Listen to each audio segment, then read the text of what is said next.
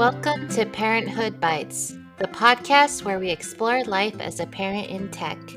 I'm your host, Chow, and I have over 15 years of experience in tech, and I'm also currently working as a career coach. I'm the proud mother of 3 incredible boys. In each episode, we have an inspiring guest who will share their remarkable story. You'll find their wisdom and insights both relatable and enriching, because after all, we're all in this parenting journey together. So grab your favorite drink, get cozy, and let's dive into today's episode.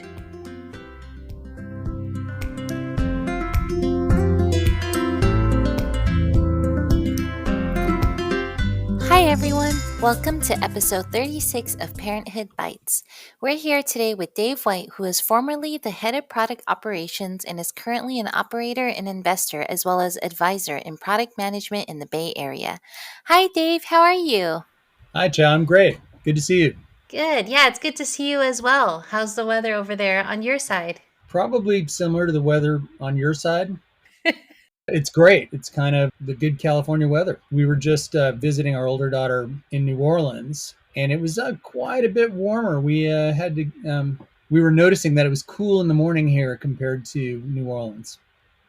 What did you all do there with her? It was a trip for fun. That's our older daughter, and she's graduating next month. So we went out to do a little bit of parent logistics, including we checked twice as many bags on the way home as we did on the way there because we're helping get some of our daughter's stuff back here in California. But it was otherwise just a fun trip. We were checking out Jazz Fest, which is a big music festival in New Orleans that most of your listeners will probably know about. That's so cool. So then when she actually moves back home, are you going to drive out there and drive with her, or are you going to try to transport everything by plane? She's going to go to New York after college. So she's going to come out here and spend some time this summer. She's got a few trips planned, things like that. And then she's moving to New York, which means she'll probably store a lot of her stuff in our garage. That's how it works, right? Like Exactly. she might bring some, but a majority will be with you. I think we're still storing my little brother's stuff in our garage, some of it, and my wife's little brother as well. Well, as long as you have the space, right? Since we talked about, your older daughter, I was curious, how many kids do you have and how old are they? So I have 2 daughters. Older daughter is 22, senior in college. Younger daughter is 20, and she's a sophomore in college. And you mentioned your older daughter in New Orleans. Is she going to school there? Mm-hmm. And then your younger daughter, is she also away from home? Yeah, she's in St. Louis. Wow. So what is it like to be an empty nester? Well, it's interesting. You sent me some questions in advance, and one of them was like, how did your life change when you have kids? And being an empty nester makes you think about that because you start doing all these things that you stopped doing when you had kids. Like, oh, a little weeknight movie date, Oh, that's so awesome. things like that. So it gives some time back. And I think with kids, it's so much about time. So now that the kids are out of the house for the most part, we find ourselves with more time. So that's the plus side of it. The empty house is maybe not as great. But then again, in the Bay Area, it's house space is at a premium. So it is nice to have a couple extra empty rooms. My wife has taken them over for the most part. One is like the reading room, and another one is like the Zoom room. I love that. It's not the same room. It's just she has one for Zoom, one for reading, because she can, right? Why not? Yeah, one of them has really good morning light, so she can go in there and like have some nice sunlight coming in and read New York Times or what have you. And then the other room is a Zoom room, which she uses for work. So you didn't get any of the rooms. Yeah, I mean, I was lucky because the room I'm in is like a cottage in our backyard, and it's been my remote office for a long time, so I got to keep it. Yeah, that's pretty great. So what brought you to tech? I met my wife in LA, and I was not working in tech. I was working in the entertainment industry as an assistant film editor, and she had to move back up. And this is we were in our early mid 20s, and she had to move back to the Bay Area for family reasons.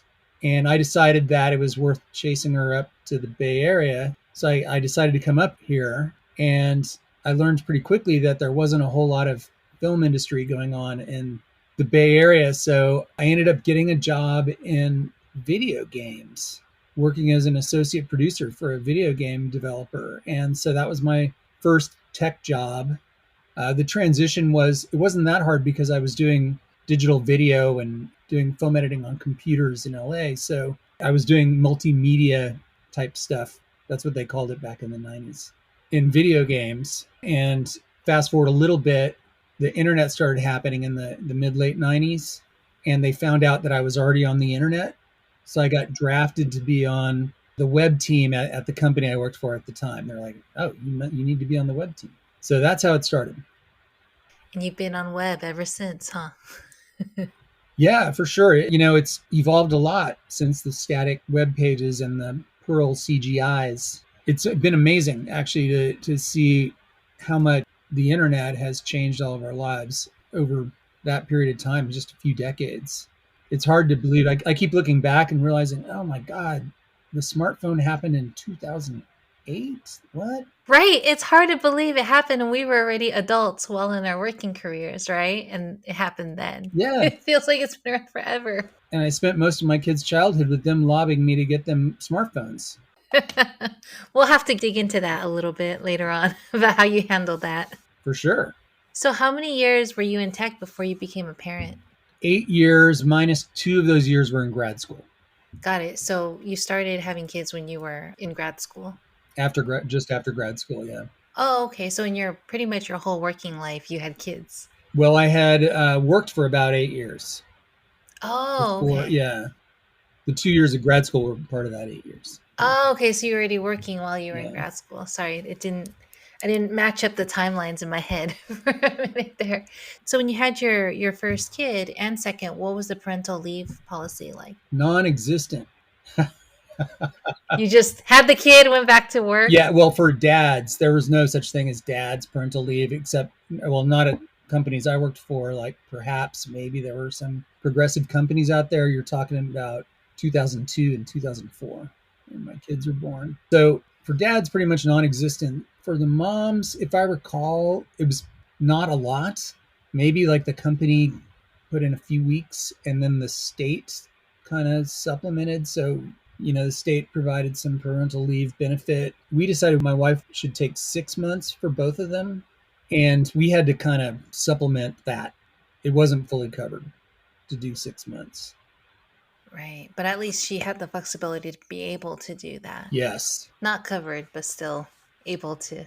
So what is, just out of curiosity, so what's like Bay Area tech standard leave these days?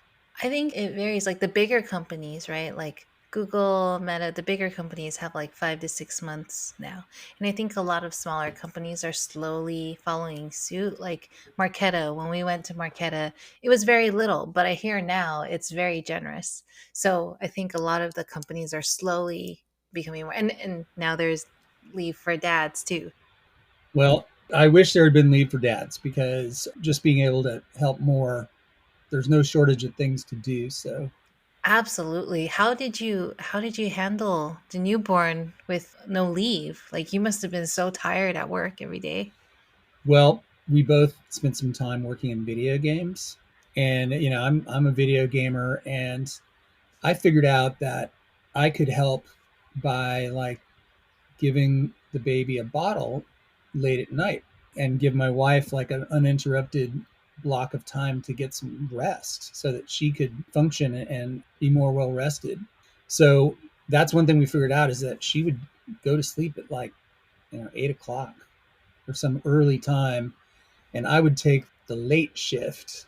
And I'd have to find things to do, and so I would play video games sometimes, and give bottles, change diapers, do those kinds of things up until 2 or 3 in the morning, and then the next time we need to be woken up, my wife would pick it back up from there.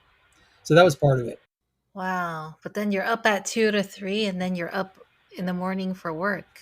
Oh yeah, I think that comes with the territory, right? Is you're just not going to sleep as much during those early childhood years as a parent. Yeah. Oh, I have a side effect of that. I remember my older daughter. I was still doing this up. She was like 2 or 3, and she woke up and needed a bottle, or just something. Maybe she was 1.5. I don't know. And I was playing a video game and I stuck her in my lap and gave her the bottle and she watched the screen of my game. And I don't know, maybe I was playing EverQuest or something. And she saw my character in the game riding a horse and she totally loved that. And she was pointing at the screen and saying horsey. So it was a video game bonding moment with my daughter at a very young age. That's awesome. Did she play video games with you? A little bit, not too much, but a little bit. I watched her play Fortnite with her boyfriend in college, though. So here and there, yeah, she plays a little bit of video games. Have you played Fortnite? I heard it's pretty addicting. I think I played it for 5 seconds and got killed, and then that was enough for me. You're like, I'm done.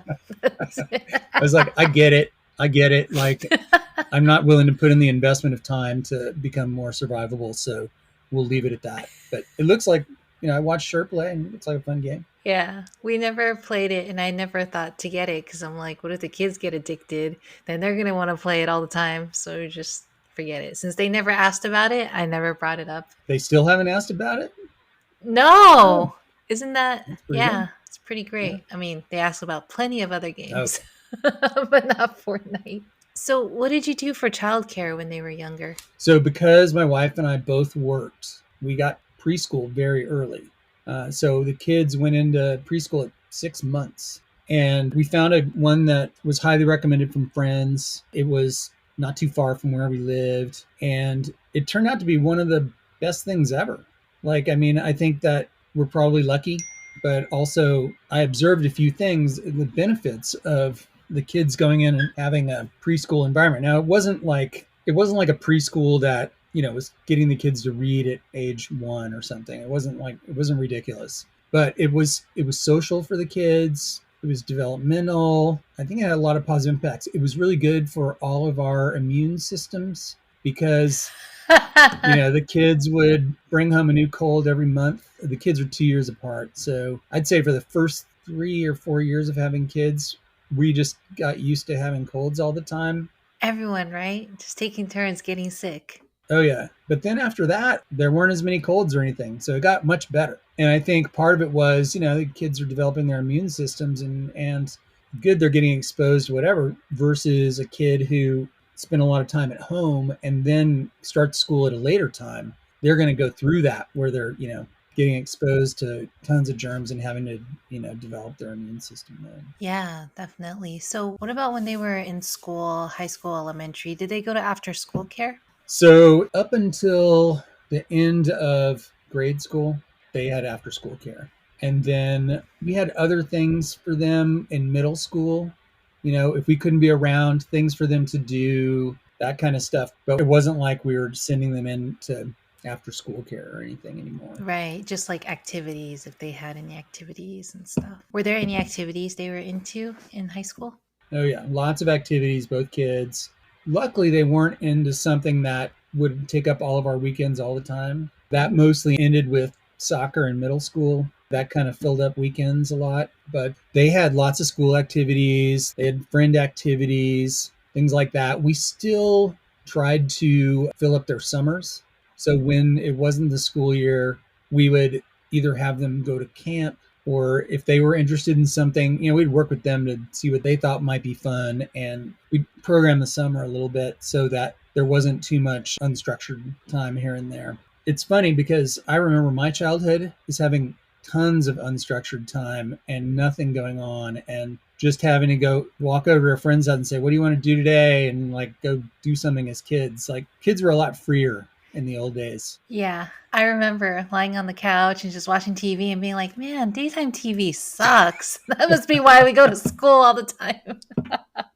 Yeah, I mean, what a contrast, right? Speaking of smartphones, things like that. Like, I remember tons of boredom in childhood, like nothing going on, watching paint dry, just like give me something to do. And I'll give it credit for me being a book reader.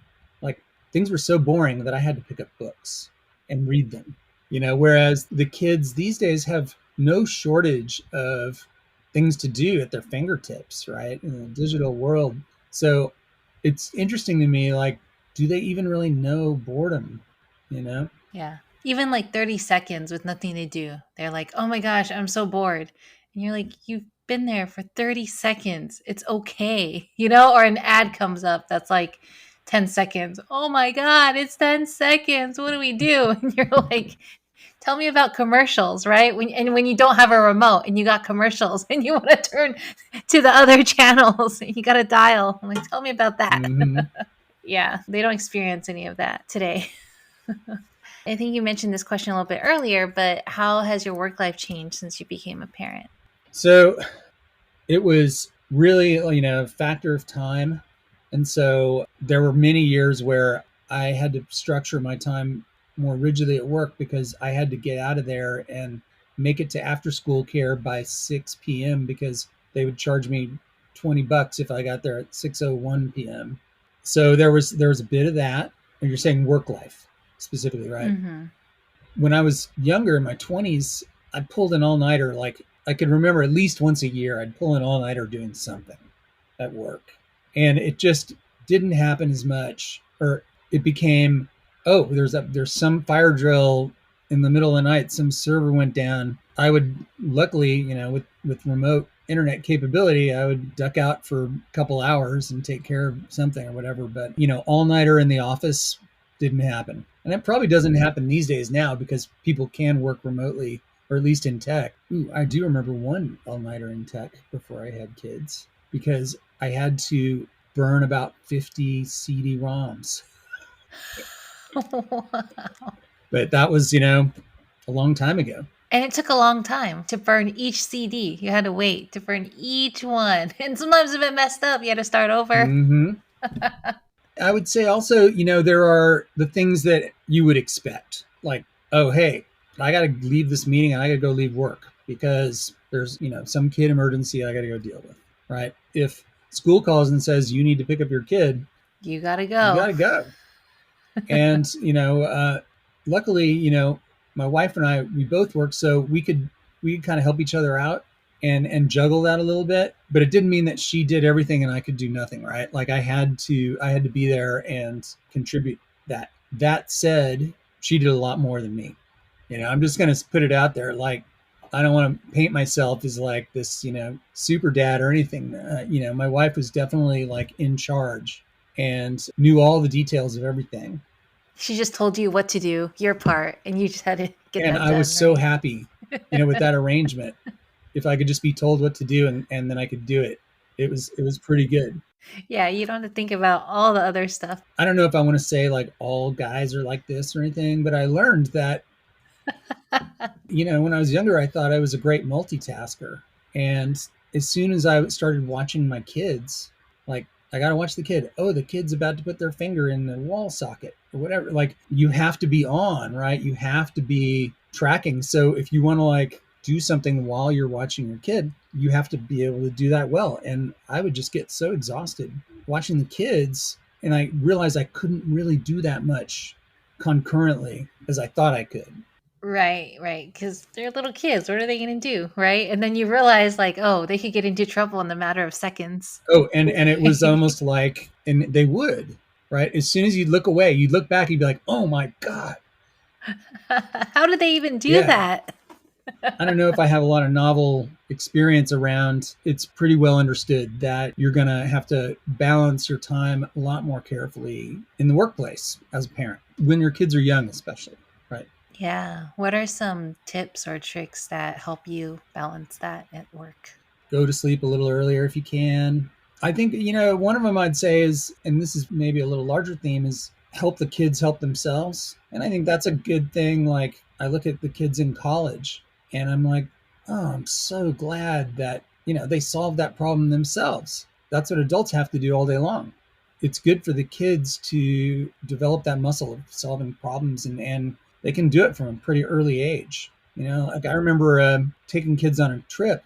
We gave our kids little rolly bags as soon as they could walk on their own. And maybe they would just put a doll in that rolly bag, but they got used to like, oh, this is how I travel. And do this. And it's not going to be a problem. And so there was a little bit of that, like, if you help the kids help themselves, it maybe streamlines a little bit managing them. Easier said than done. Treating them like, mature individual sometimes, and then like if they don't succeed at that, helping them understand the kind of what the factors might be, and they can consider that. Now I'm sure like a lot of people are listening to this and like, oh dude, you're such a dad. Well, you're letting them try things and make mistakes, and but knowing that you're there if they need the support. But also that it pays off early as well as late, I think. Makes sense. So, what has been your biggest struggle or challenge being a parent in tech? There's kind of no escaping tech.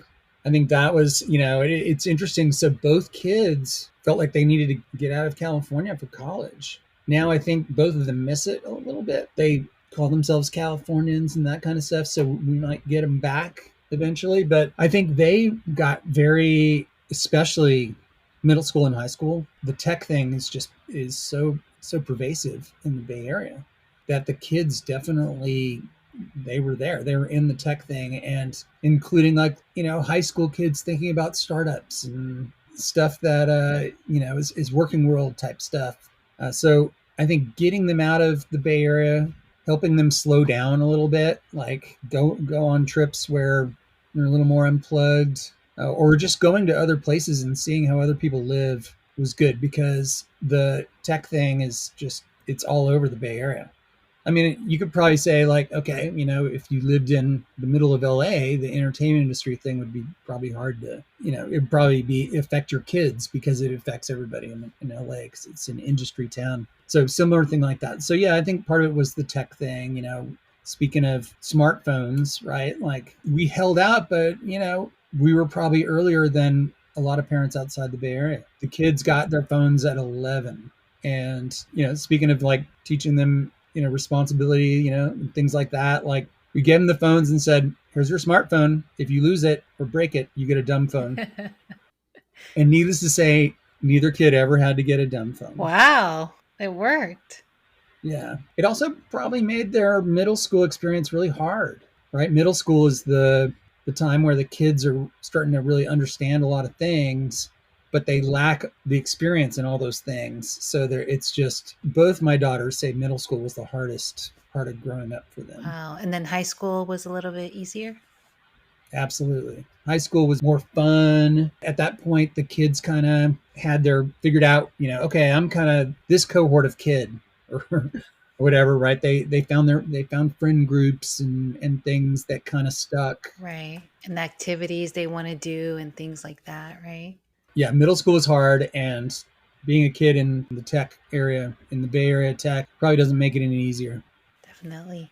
So, what about now, with them being 22 and 20? What do you struggle with now at their current ages? Interestingly, there still are these, real life lessons. So my older daughter has a car at college, and she having to go get maintenance on the car. It's not like she's doing the maintenance herself, but just dealing with the mechanic or something. Like that's a totally new world. And she would call me and be like, "Well, the mechanic said this." I'm like, "Oh, what? Did you ask him that?" No. So there's still maybe even more expensive lessons to learn, and in the college part. That said, I feel super lucky because the kids are having a great time. They're doing fine. They're not having any regrets in college. So overall, I feel pretty lucky. The challenges are ones you could expect. I mean, like certainly, right? Like we did 529s fairly early for our kids.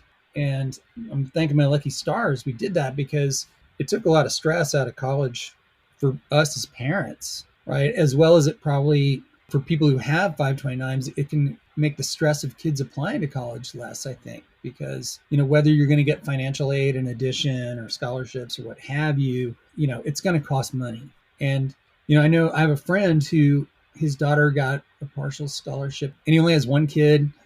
So he actually had more in his 529 and his kid went to a state school. So he had more in the 529. He's like, I'm buying her a computer. I can buy like all things. I'm like, shut up. But I've got two kids in college at the same time. But the 529 is incredible because a lot of the things, sadly, in the U.S.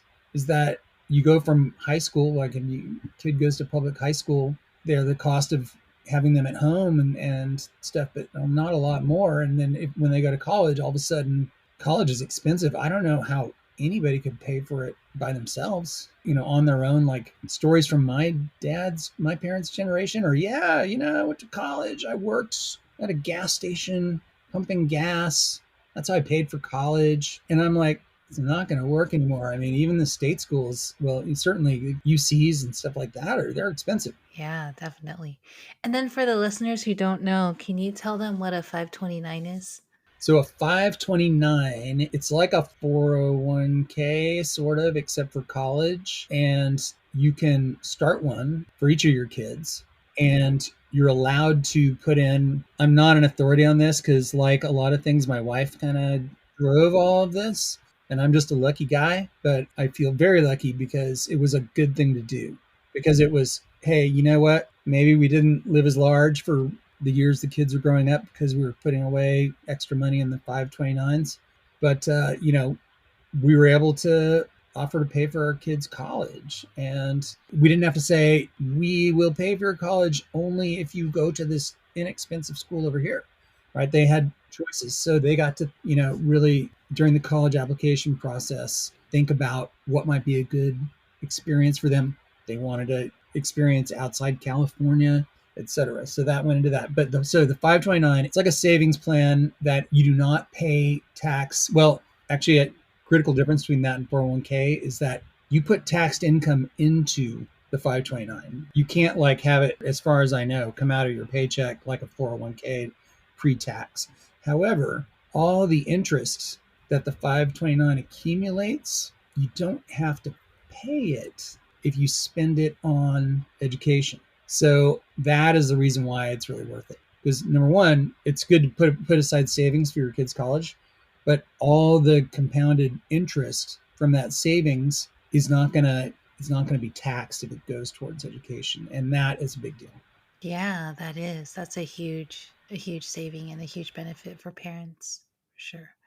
So, how has your relationship evolved with your kids since they went to college? It's more and more of a peer thing, except when we tell them no. But when we tell them no now, they're like, you can't tell me no.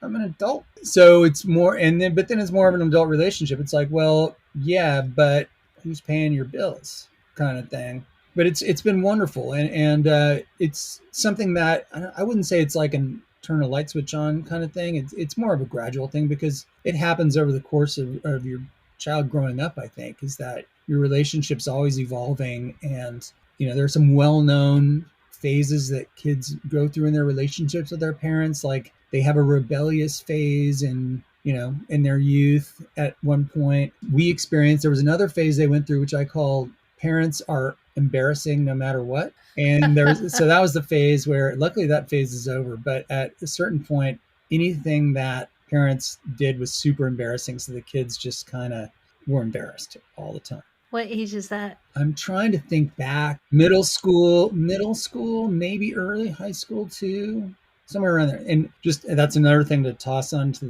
the middle school thing. Middle school is the hardest thing. If you survive middle school with your kids, like it gets better from there. And I'm being facetious.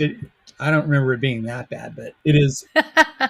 But it's good to have a warning, Yeah. a heads up, just in case. So, what have you been doing, over these years? Like, what have you been doing for work-life balance? What's worked for you? So we would strive to always have dinner together. That was a big one because in the Bay Area, if you're going to the office, you could have a long commute. In fact, you're lucky if you don't have a long commute in the Bay Area, I think. It's so spread out, and it's not like everybody goes to work in San Francisco or anywhere. You could be working in Silicon Valley. You could be working in Oakland, right? I guess you could be working in Marin, but more like you're living in Marin. But you know what I mean? I guess you could, like, if you work for LucasArts, you could be working in Marin. But everywhere else in the Bay Area, it's just, especially in tech, if you're like working at startups, you might work at a startup a few years and you might work at another startup 1 year, and then you're going to have another job, and it's not necessarily going to be in the office next door. It could be all over. So work-life balance. So have dinner together every day, or try to have some other quality time together. Travel together, like family trips, important. Do stuff, family stuff, very good stuff. Because especially with which is typical, is parents are both working, right? So when you have that time together, try to make some of it fun and not all business, right? And then on the work side, I will say that as a dad with no parental leave, I was like, wow, like work is such a break from work is so fun and easy. Just kidding. Well, I mean, during those newborn years, right? Like, or the toddler newborn time, Oh yeah. it's rough, and just even being in a meeting at work is like, oh, no one's screaming at me. I'm And fine. like we missed, with the exception of the pandemic, we missed the remote work job era with our kids, where you might have the parents home, and the kids are going off and going to school and then coming back, and the parents are home the whole time working. And I imagine that has its own challenges, right? Where the parent needs to be able to kind of compartmentalize work and not let home life bleed into work, and vice versa. Going to the office was a nice way to compartmentalize a little bit, right? And actually, the commute was a nice way to kind of meditate a little bit, right? And get a mindset, either commuting to work to get a work mindset, or commuting home to Decompress on the way home. yeah. So, along the same line, similar is what kind of helps you unwind or relax In the context of kids, in the context of you, just what helps you, because like you said, it's a lot, right? Like we just go, go, go every day and it's a lot. So, what do you do that helps you unwind or relax? Maybe you have more time now, less before, but still. it's actually a lot of the same now as it was, and that is like having meals together. So maybe now it's just me and my wife, but just that time where we can sit down together and relax and talk, and have that time. It's very relaxing and a very positive thing. When the kids were younger, there was the video gamer dad, and I could, after everything was done, like the dishes done, the kids are in bed, maybe I watched, an hour of TV with my wife or something. Like I could play video games. I could have my own late night time, or I'd read. So reading or video games, personal things that are my own personal time, and that I can do by myself. I don't necessarily need. It's not necessarily a social activity. So just some quiet time, personal quiet time, whether it's consuming entertainment or reading, or what have you. That's nice to have that time. I know I don't read as much, but I do play some video games. Also not as much probably, but when I do play, it's nice to just be immersed in that. I will say that I didn't start this way. I remember, like, I exercise more. I do outdoor activities more, like bike riding, things like that. And I didn't start this way. I remember I was in a rowing class with the rowing machines, and the instructor asked me what sport I did in high school, and I said band, and he said, I thought so. Oh god. Fast forward 10 years later, I broke some ribs mountain biking, and the doctor in the hospital called me an athlete. Wow. And I was like, whoa, that's the first time in my life I've been called an athlete. You should have called up that rowing instructor.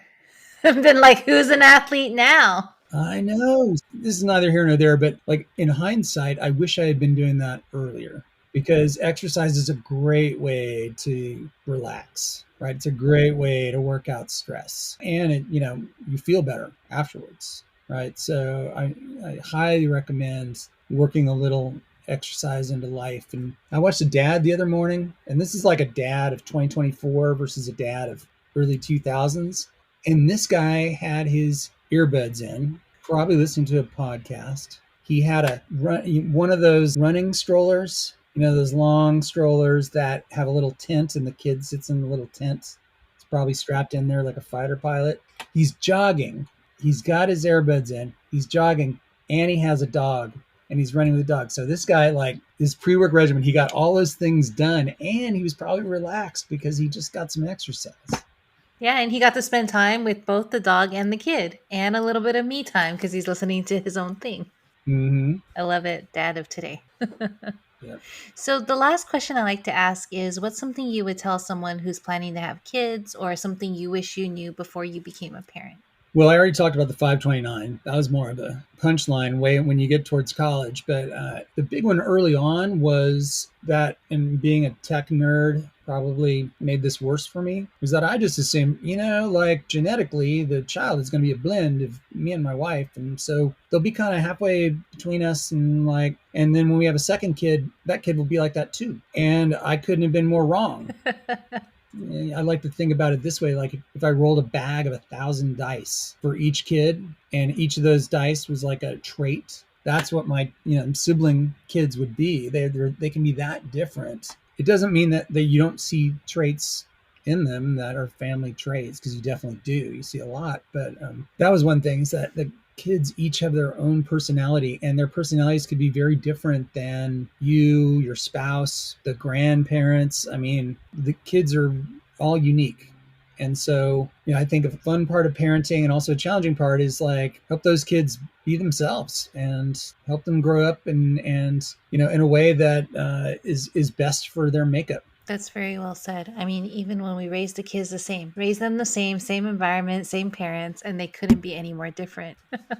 They would have some things in common, though. Yes, some things in common, but mostly very different. I remember my parents were very energy saving conscious, and I grew up in Texas, where it's very hot. And my dad would walk around after everybody was in bed, and he would turn off the air conditioner. And in California, you're like, what? Who would have an air conditioner going at night anyway? But when it's 90 degrees outside at night and the air conditioner's off, sometimes it's hard to sleep. And I remember my brothers and I, we would, without even saying a word to each other, would take turns getting up and turning the air conditioner back on after my dad would go back to his room or what have you.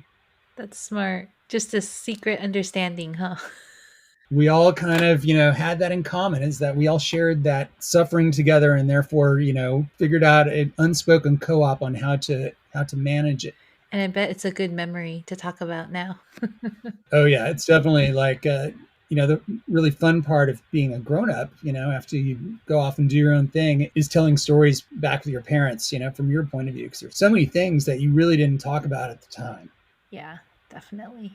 I mean, I remember when we were moving out of our first apartment, my mom was cleaning it like crazy, right? Because she wanted to get her deposit back.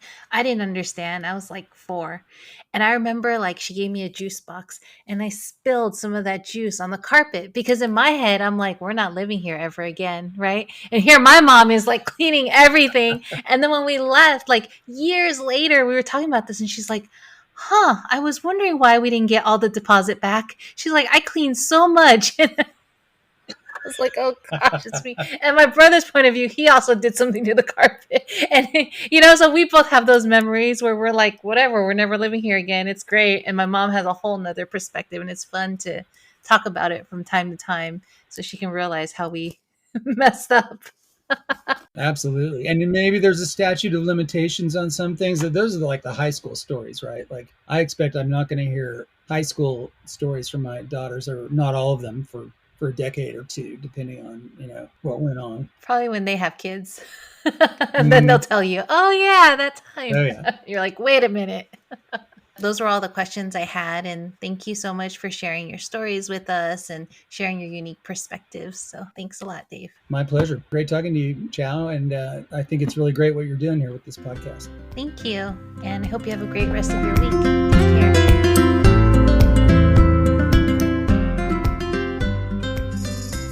Thank you so much for joining us today on Parenthood Bites. We hope you found our episode informative and entertaining. If you're a parent in the tech world or know someone who is, we'd love to hear from you. Please reach out to us at chow@parenthoodbites.co, and we'll be thrilled to add your experiences to our interviews. That's chow, CHIAO, @parenthoodbites.co. And to our potential sponsors out there, if you're a business or know of one that would like to support and partner with our podcast, please don't hesitate to get in touch. You can also reach us at chow@parenthoodbites.co. Thank you once again for tuning in, and we wish you a fantastic rest of your week. Until next time, take care and stay curious.